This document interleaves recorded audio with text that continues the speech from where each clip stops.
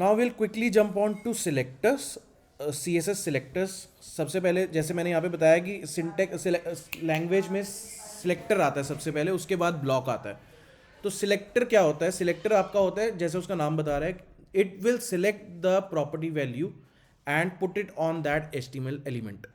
अब HTML में element में हमारे पास अलग अलग चीज़ें होती हैं, जैसे क्लास होती है, आईडी होती है, एट्रीब्यूट होता है, डिव टैग होता है, अलग अलग टैग्स होते हैं। तो हर तरह के, हर एक टैग्स के अपने अपने सिलेक्टर्स होते हैं।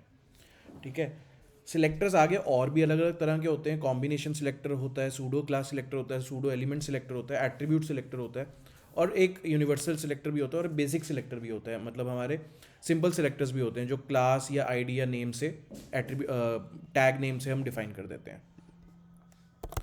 ठीक है। So anything which is before your block, anything which is before this block, कुछ भी हो सकता है यहाँ पे। It can start with a dot, it can start with a hash, it can start with a div name या main, ऐसे करके स्टार्ट हो सकता है। तो यहाँ पे जो भी होगा इस चीज़ को हम सिलेक्टर बोलते हैं। Now how many types of selectors are there? सबसे पहला सिलेक्टर होता है यूनिवर्सल सिलेक्टर। यूनिवर्सल सिलेक्टर मतलब विच विल सिलेक्ट एवरीथिंग। तो अगर आप लोगों ने अपने अपने कॉलेजेस में SQL लैंग्वेज पढ़ी होगी, उसमें एक अगर थोड़ा बहुत भी आइडिया है तो उसमें एक सिलेक्ट स्टार फ्रॉम एक कीवर्ड होता है। स्टार फ्रॉम का मतलब होता है, स्टार मतलब एवरीथिंग, सिलेक्ट एवरीथिंग। तो सिमिलरली यहाँ पे भी स्टार सिलेक्टर जो दिया हुआ है, जो यूनिवर्सल सिलेक्टर है, उसको हमने स्टार के कीवर्ड से ही यूज़ किया हुआ है। So if you want to give a styling to everything, then we will use a star selector. Now how to do that will see practically. ये मेरा एक पेज है, ठीक है। इसमें अभी मैंने रीसेट CSS वगैरह कुछ नहीं लगाई हुई है। यू कैन सी कि यहाँ पे रीसेट CSS कुछ भी नहीं है, इसलिए जो डिफ़ॉल्ट जैसे HTML डाला हुआ था वैसे ही दिख रहा है। अब मैं इसमें क्या कर रहा हूँ, एक स्टार सिलेक्टर डाल रहा हूँ। स्टार सिलेक्टर यानी कि यूनिवर्सल सिलेक्टर। ब्लॉक ओपन किया, उस ब्लॉक के अंदर मैंने अपनी डिक्लेरेशन डालनी है, यानी कि प्रॉपर्टी लिखूंगा और उसकी वैल्यू लिखूंगा। तो मैं दो प्रॉपर्टी डाल रहा हूँ, मार्जिन 0 और पैडिंग 0। ये हम आगे जाके अभी बॉक्स मॉडल करेंगे तब समझेंगे मार्जिन पैडिंग क्या होती है। बट अभी के लिए मैंने ये मार्जिन पैडिंग 0 कर दी है सभी की, स्टार सिलेक्टर लगा के। तो आपने देखा सभी की मार्जिन पैडिंग 0 हो गई है। पहले कैसा दिख रहा था? पहले ऐसा दिख रहा था, चेंज करने के बाद ऐसा हो गया है। जो डिफ़ॉल्ट मार्जिन हैं वो हट गई हैं। ठीक है।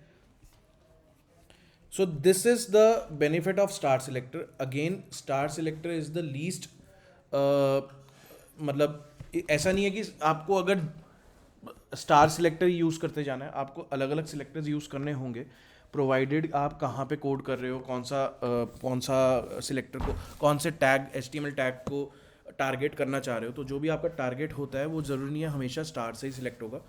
बट एक जेनरिक प्रैक्टिस में जितनी आपकी रीसेट CSS होती है, मतलब जो एक एक हम दो तरह की रीसेट CSS होती है, ये भी हमने समझा था, हम आगे जाके करेंगे भी रीसेट CSS क्या होती है। बट दो तरह की रीसेट CSS होती है इन हाई लेवल। एक तो जो हमें एरिक मेयर के थ्रू मिली हुई है, उसमें सारे सिलेक्टर्स का जो डिफ़ॉल्ट CSS है वो रीसेट हुई पड़ी है, वो डिलीट की हुई है, काइंड ऑफ अपडेट। अच्छा, एक चीज़ और हमने लास्ट सेशन में देखी थी कि CSS कभी भी डिलीट नहीं कर सकते हो आप। आई can not delete any CSS return over this. अगर ये ब्लैक कलर है तो मैं ब्लैक कलर को हटा नहीं सकता हूँ। या ये वाला कलर अगर हम देखें, इस पर मार्जिन 0 लगा हुआ है, इस LI पे या H2 पे मार्जिन 0 लगा हुआ है, इसको हटा नहीं सकता हूँ।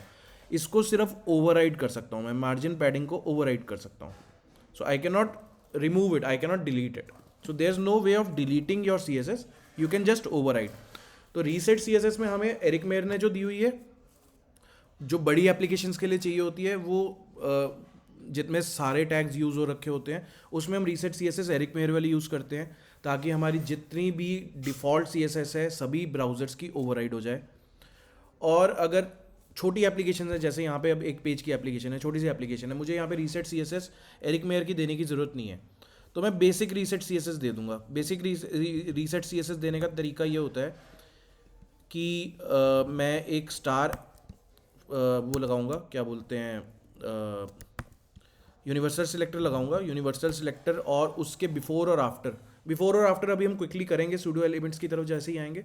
बट अभी के लिए रीसेट CSS जैसे लगानी है, तो उसमें मार्जिन 0 लगा दी, पैडिंग 0 लगा दी, और बॉक्स साइजिंग को कर दिया border box. Box sizing, border box property, ये क्या होती है हम आगे समझेंगे। मार्जिन प्रॉपर्टी क्या होती है, पैडिंग प्रॉपर्टी क्या होती है, समझेंगे। बट ये एक तरह से आप समझ लो कि ये बेसिक स्टाइल है किसी भी एप्लीकेशन की CSS को रीसेट करने का या ओवरराइड करने का to its very pure nature, कि वहाँ पे CSS आपकी एक तरह से ऐसे समझो कि ये डिलीट हो गई है। ये डिलीट नहीं होती है, ओवरराइड होती है, बट एक तरह से समझ लो कि ये डिलीट हो गई है। तो यूनिवर्सल सिलेक्टर इस तरह की चीज़ों के लिए यूज़ होता है। अगर आपने कोई रीसेट CSS देनी है, आपने कोई बहुत ही बेसिक स्टाइल देना है ना, जैसे कोई जेनरिक स्टाइल देना है कि आपने सबको मार्जिन 0 कर देना है, पैडिंग 0 कर देना है, विड्थ अगर आपने सभी को 100% कर देनी है, बाई एनी चांस अगर ऐसी कोई रिक्वायरमेंट है, आपने सबको विड्थ 100% कर देना है, तो वो चीज़ भी आप स्टार में दे सकते हो। ये होता है universal selector. Next is our simple selector. Simple selectors कौन कौन से होते हैं?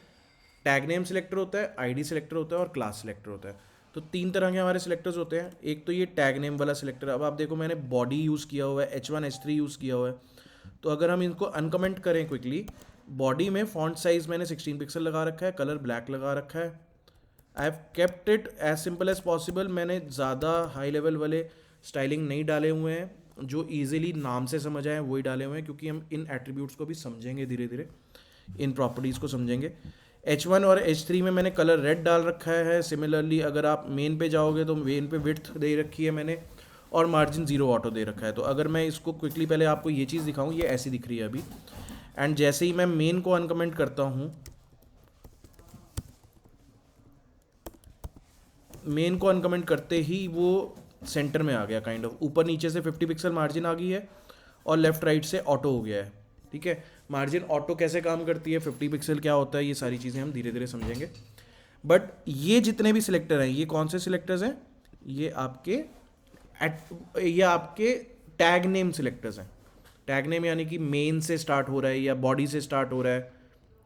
इसी तरह से आपके ID सिलेक्टर्स होते हैं। तो जब आप किसी HTML में किसी चीज़ को ID देते हो, जैसे सपोज करो मैंने यहाँ पे ये क्लास दे रखी है पैराग्राफ को, दीज आर क्लासेस, इसको मैंने ID दे रखी है, लास्ट वाले पैराग्राफ को ID लास्ट दे रखी है, राइट। तो जब मैं ID देता हूँ तो ID के लिए हैश से स्टार्ट होने वाला सिलेक्टर जो होता है मेरा, हैश से स्टार्ट होने वाला, ये ID सिलेक्टर होता है। ये जो लास्ट वाला है, लास्ट के आगे जो ID सिलेक्टर है, इसको भी अनकमेंट कर दिया है। तो आप देखोगे इन पे जो बॉर्डर लगाए थे वो बॉर्डर लग गए हैं। ठीक है, विड्थ लगाई थी, विड्थ लग गई है, सब कुछ जो जो चीज़ें लगाई थी मैंने वो लग गई हैं। LI की बॉर्डर लग गया है, पैडिंग लग गई है, मार्जिन लग गया है। लास्ट वाला जो है उसका मार्जिन टॉप 40 पिक्सल लगा हुआ है, यानी कि ये देख रहे हो ये गैप, ये मैंने मार्जिन टॉप से दे रखा है, लेकिन ये लास्ट वाले पे ही लगा है, ये और किसी पे नहीं लगा। अगर ये मैं नॉर्मल सिलेक्टर यूज़ करता, जैसे कि अगर मैं पैराग्राफ यूज़ कर लेता, तो ये सभी पैराग्राफ्स पे लग जाता। लेकिन क्योंकि मैंने एक पर्टिकुलर ID को वो किया हुआ है, फॉलो किया हुआ है, तो इसमें क्या हो रहा है, सिर्फ और सिर्फ उस ID पे ही लग रहा है। सिमिलरली क्लास का कंसेप्ट है। क्लास का कंसेप्ट ऐसा होता है कि जब हम क्लास में क्लास हम कैसे लिखते हैं, ID हम लिखते हैं हैश से। तो जो भी ID आपने यहाँ दी होगी, यहाँ पे लास्ट ID दी हुई है, हम लिखेंगे इसको CSS में ऐसे, हैश लगा के ID का नेम।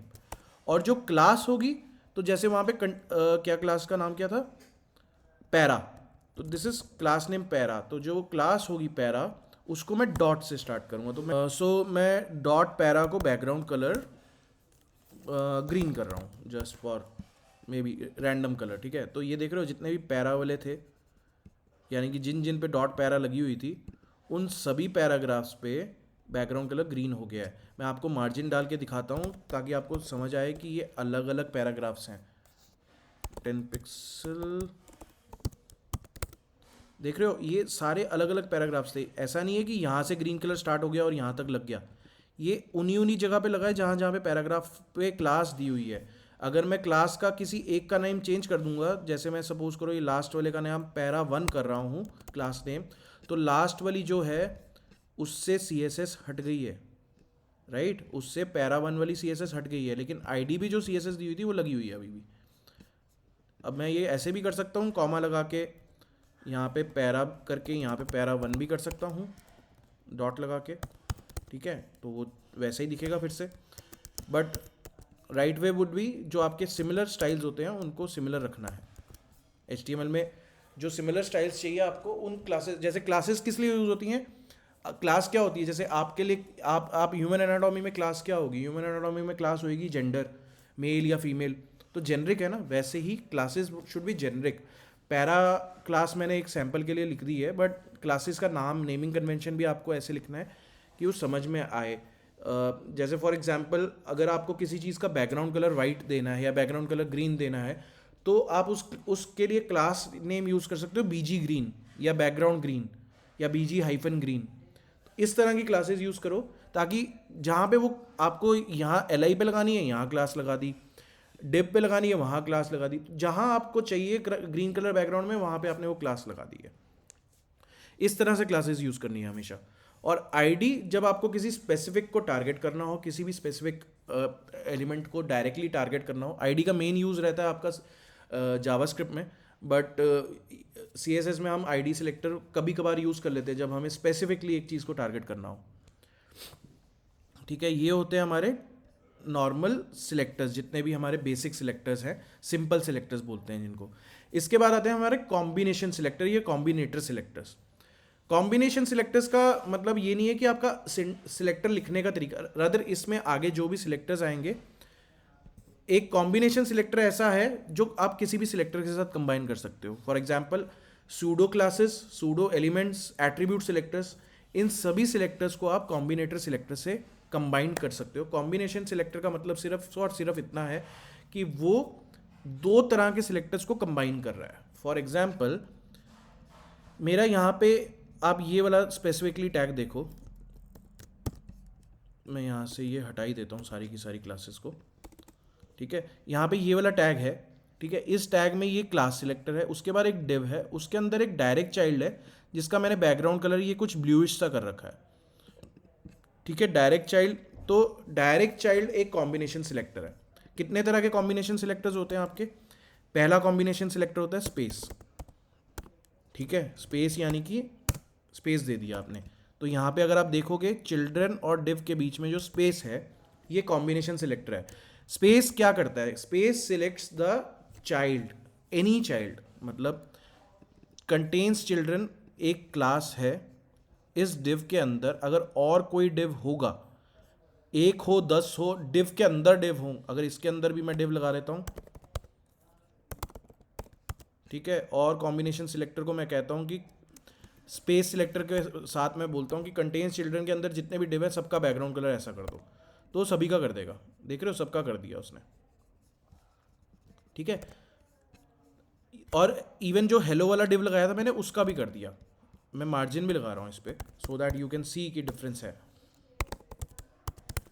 ठीक है, ये देखो ये स्पेस आया हुआ है, अभी इसमें दिखेगा नहीं क्योंकि एक्चुअली इस डिव पे भी लगा हुआ है और इस डिव पे भी बैकग्राउंड कलर लगा हुआ है, तो इस डिव का बैकग्राउंड कलर कहीं ना कहीं हाईलाइट नहीं हो रहा है। मैं इस डिव को यहाँ लगा देता हूँ, ठीक है, तो अब हाईलाइट हो रहा है, डिफरेंस पता चल रहा है। तो ये सीन है जब आप स्पेस सिलेक्टर यूज करते हो। स्पेस अंदर चाइल्ड, सब child, grand child, grand grand child जितने भी होंगे सबको सिलेक्ट कर लेगा।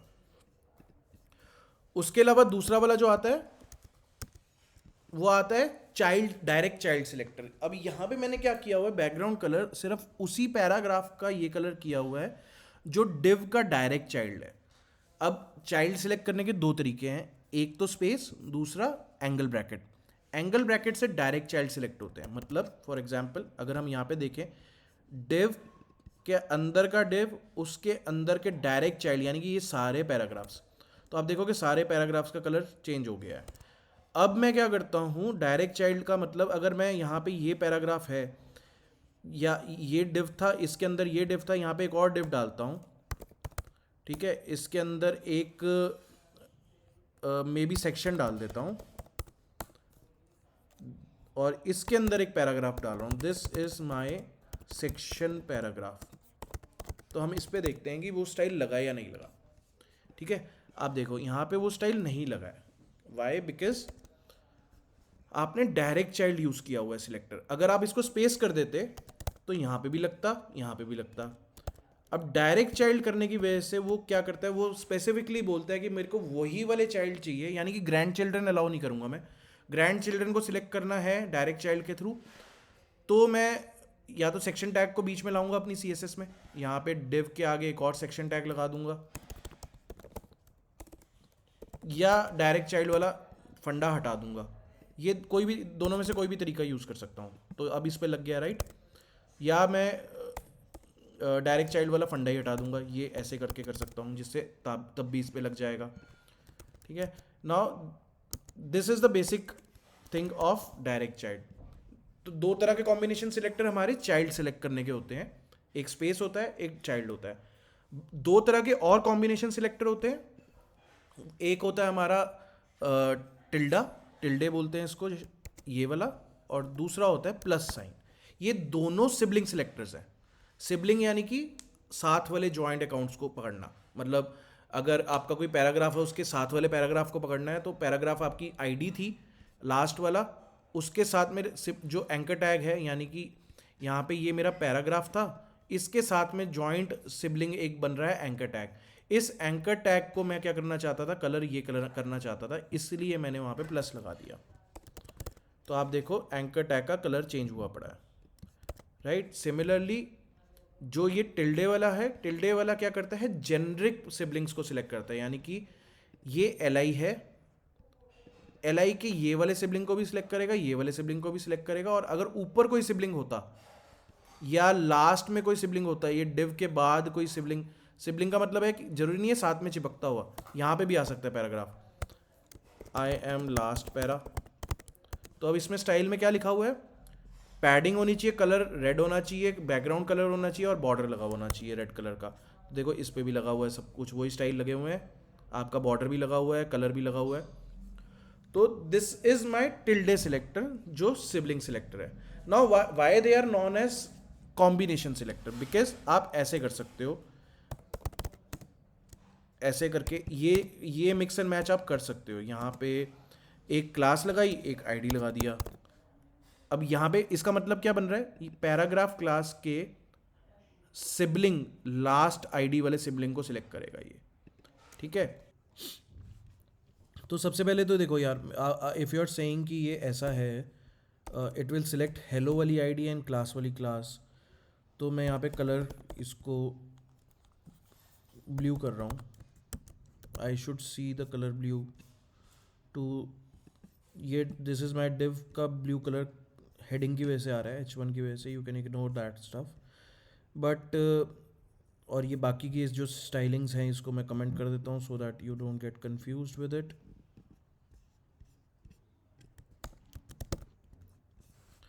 तो इस लिस्ट स्टाइल पे भी कलर नहीं लगा और दिस इज माय पैरा पे भी कलर नहीं लगा। तो either I am writing something incorrectly or I am understanding something incorrect, right. सबसे पहली चीज़ तो ये क्लास 3 मैंने नाम जानबूझ के दिया था, लेकिन यहाँ पे मैंने सिलेक्टर आईडी सिलेक्टर दिया हुआ है, ठीक है। तो आईडी सिलेक्टर है ये, क्लास नहीं है, so this should not be a class. Second thing, colour blue मैंने हेलो और क्लास 3 दोनों पे दिया है, यानी कि आपका यूएल पे और आईडी पे, पी पे, दोनों पे लग जाना चाहिए, लेकिन यूएल पे नहीं लगा आपका कलर।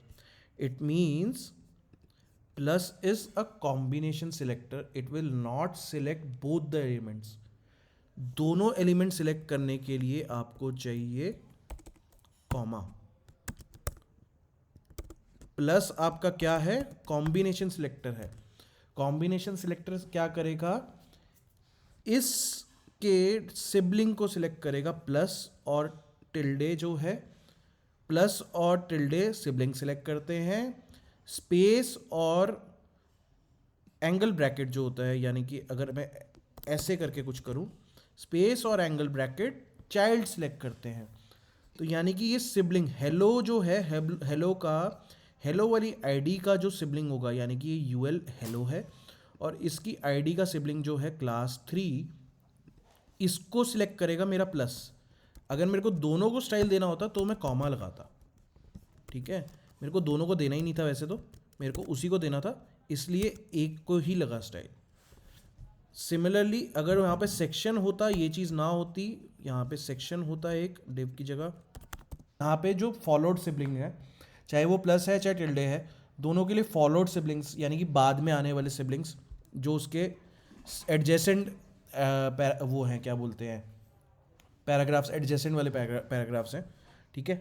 तो सेक्शन के बाद में दो पैराग्राफ आ रहे हैं, एक की आईडी मैंने क्लास 3 दी हुई है, एक नॉर्मल पैरा लिखा हुआ है।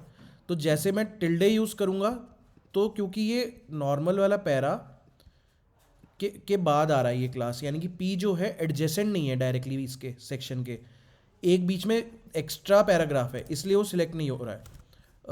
प्लस से वो सिलेक्ट नहीं होता है, ठीक है। Plus is for adjacent siblings only. तो अगर मैं ये पैरा ऐसे होता तो हो जाता सिलेक्ट, लेकिन क्योंकि बीच में एक और पैराग्राफ आ रहा है या कोई और एलिमेंट आ रहा है, इसलिए वो सिलेक्ट नहीं हो रहा। लेकिन अगर हमने कोई भी जेनरिक सिबलिंग्स को सिलेक्ट करना है तो हम टिल्डे यूज़ कर सकते हैं। तो हमें पता है एक गैप आया हुआ है बीच में, सेक्शन और पैराग्राफ के बीच में एक गैप आया हुआ है, ये वाले पैराग्राफ बीच में एक गैप, दो गैप, कितने भी गैप्स आए हों चाहे, अगर मैं यहाँ पे स्पैन डाल देता हूँ एक, ठीक है, तो मल्टीपल गैप्स आए हुए हैं, लेकिन ये वाले पे येलो कलर लग रहा है क्योंकि मैंने यहाँ पे टिल्डे वाला सिबलिंग सिलेक्टर यूज़ किया हुआ है। अगर प्लस वाला करूँगा तो कलर नहीं लगेगा क्योंकि वो डायरेक्ट एडजेसेंट सिलेक्टर नहीं है।